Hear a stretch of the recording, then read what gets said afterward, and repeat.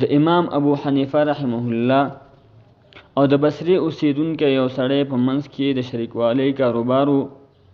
نو امام ابو حنیفه رحمه الله ورېښمینې کپړې او یا کپړې خپل شریکوال ته ولیږل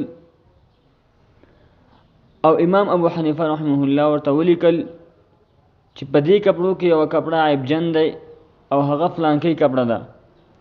نو کله چې ته هغه خرڅوې مشتری ته د هغې عیب ښکاره کړه، نو شریکوال هغه عیبجنه کپړه خرڅه کړه په 10,000 درهم باندې او د هغې قیمت امام ابو حنیفه رحمه الله ته واستو.